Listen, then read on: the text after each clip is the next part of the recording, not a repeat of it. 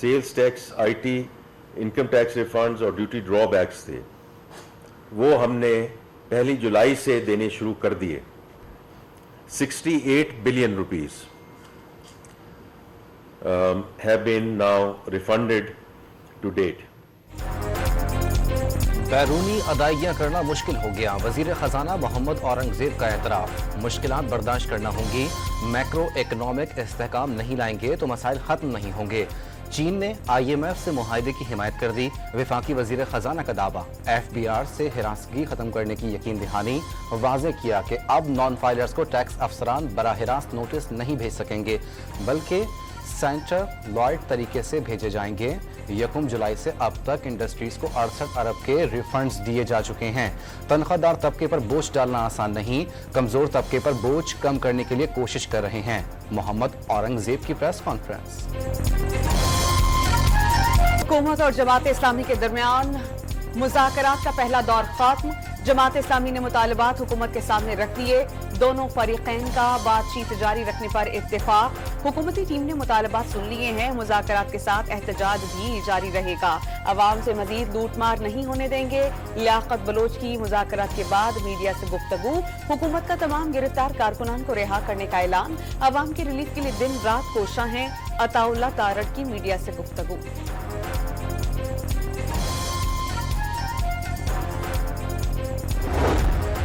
آئی P Ps کی جانبداری اور مہنگائی کے خلاف جماعت اسلامی کا تیسرے روز بھی دھرنا. حافظ نعیم الرحمان کا ایک بار پھر آئی پی پیز کے ساتھ مبینہ ظالمانہ معاہدے ختم کرنے کا مطالبہ.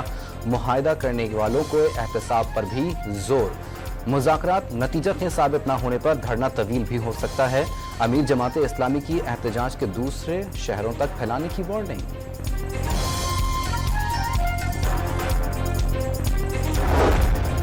تحریک انصاف نے آئی پی پیز کے ساتھ معاہدوں پر نظر ثانی کا مطالبہ کر دیا. یہ ملک کو جس راستے پر لے جا رہے ہیں اس سے تباہی ہوگی. پی ٹی آئی رہنماؤں کی news conference. Opposition leader Omar Ayub نے فی الفور الیکشن کو ہی تمام مسائل کا حل قرار دے دیا. رہنماؤں اور کارکنان کے خلاف حکومتی کریک ڈاؤن پر عدالت سے نوٹس لینے کا مطالبہ. بانی پی ٹی آئی کو رہائی اور مہنگائی کے خلاف جلسے کا اعلان.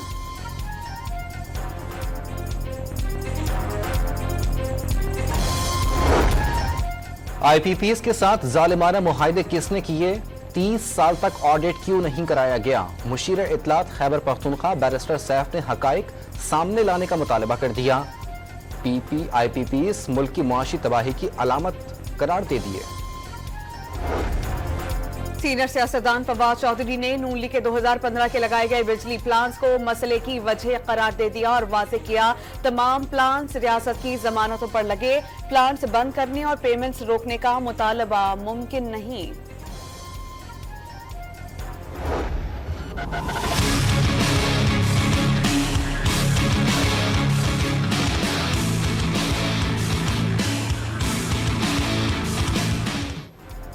کسی پرائیویٹ آئی پی پی کو فی یونٹ کتنی کیپیسٹی پیمنٹس دی جا رہی ہیں؟ سابق نگراں وزیر تجارت گوہر اعجاز نے تفصیلات جاری کر دی. درآمدی کوئلے والے پلانٹس کو سب سے زیادہ 84 روپے 3 پیسے فی یونٹ کیپیسٹی پیمنٹ دیے جانے کا انکشاف. ونڈ پاور پلانٹس کو 44 روپے 8 پیسے, فرنس آئل پلانٹس کو 33 روپے 9 پیسے, سولر پاور پلانٹس کو 29 روپے 5 پیسے فی یونٹ کیپیسٹی پیمنٹ دی جا رہی ہیں. درآمدی ایل این جی پلانٹس کو 19 روپے 80 پیسے, تھرکول پلانٹس کو 16 روپے 70 پیسے, قدرتی گیس پلانٹس کو 5 روپے 50 پیسے, وگاس پاور پلانٹس کو 5 روپے 20 پیسے فی یونٹ ادا کیے جا رہے ہیں. گوہر اعجاز نے سب بتا دیا.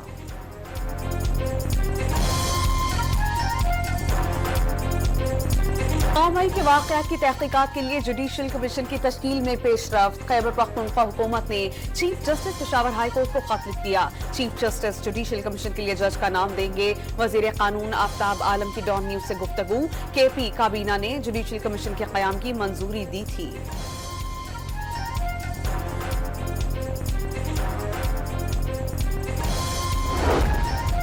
خیبر پختونخوا حکومت کا جوڈیشل کمیشن بنانے کا خط تحریک انصاف کی چھپنے کی ناکام کوشش ہے. 9 مئی کی ناکام بغاوت ملک کے خلاف ایک سازش تھی.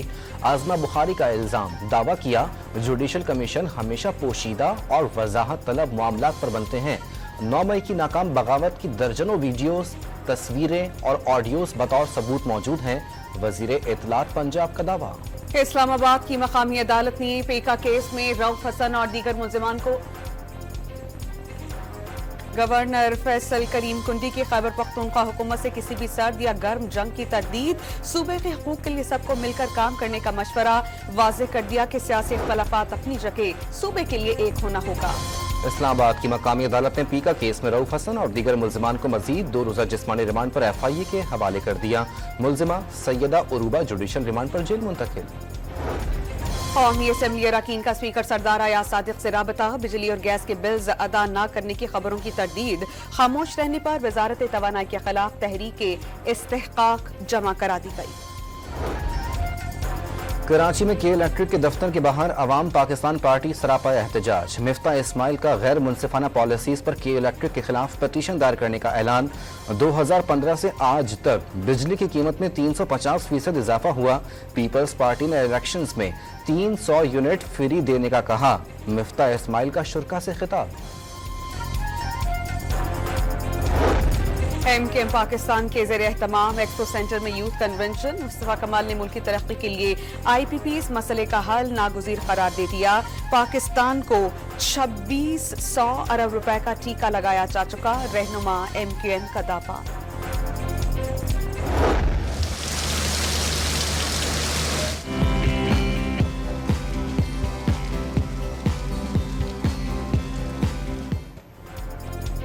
لاہور اور راولپنڈی سمیت پنجاب کے کئی شہروں میں بارش، گجرات میں بادل 2 گھنٹے تک مسلسل برستے رہے، ہر طرف پانی ہی پانی، سڑکوں اور گلیوں کے ساتھ نشیبی علاقوں کے گھر بھی تالاب بن گئے، چھت گرنے سے عمر رسیدہ خاتون جاں بحق، 2 افراد زخمی۔ لاہور میں موسلا دھار بارش سے جلد ہلیک، سب سے زیادہ بارش سمن آباد میں 74 ملی میٹر ریکارڈ، سیالکوٹ، جہلم اور وزیر آباد میں بھی وقفے وقفے سے بارش۔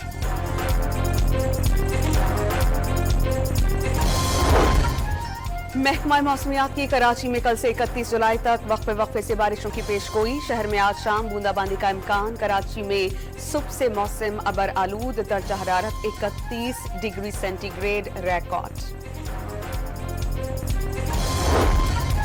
ٹھٹہ میں پانی کی قلت اور بجلی کی بندش کے خلاف شہریوں کا دھرنا، کئی روز سے پانی اور بجلی کی عدم فراہمی پر مظاہرین نے قومی شاہراہ پر دھرنا دے دیا۔ ٹھٹہ اور حیدرآباد کے درمیان ٹریفک معطل ہو گئی۔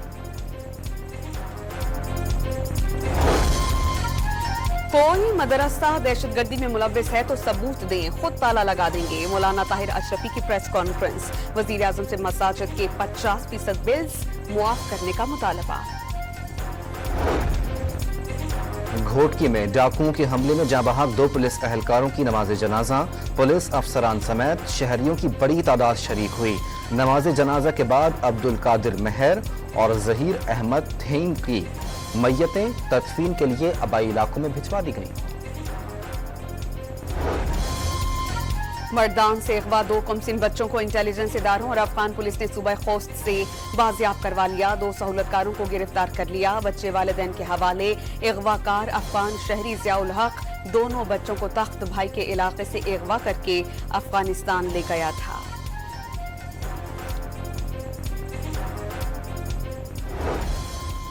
تجارت معطلی کے باوجود پاکستان کا بھارت سے درآمدات پر انحصار برقرار، گزشتہ ماہ جون میں 2 کروڑ 42 لاکھ ڈالر کی درآمدات ہوئیں۔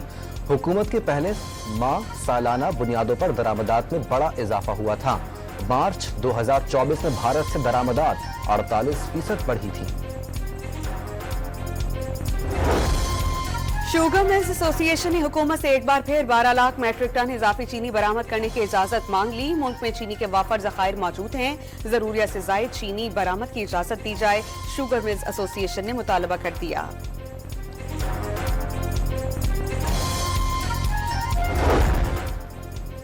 جنا اسپتال کراچی میں ضروری کٹس کی عدم دستیابی پر 18 اہم ٹیسٹوں کی سہولت عارضی طور پر بند کر دی گئی، مریضوں کو مشکلات کا سامنا۔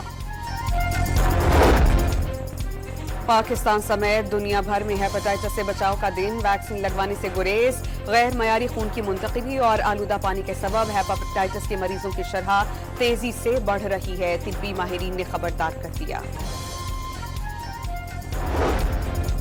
पेरिस ओलंपिक्स में तमगों की जंग, ऑस्ट्रेलिया 3 गोल्ड और 2 ब्रॉन्ज मेडल के साथ पहली पोजीशन पर, चीन का 3 गोल्ड और 1 सिल्वर मेडल्स के साथ दूसरा नंबर। मेडल्स की दौड़ में अमेरिका की तीसरी और फ्रांस की चौथी पोजीशन। वुमेन्स टी20 एशिया कप के फाइनल में मेजबान श्रीलंका ने भारत को 8 विकेटों से मात दी थी। भारत का 166 रन का हदफ 19वें ओवर्स में हासिल।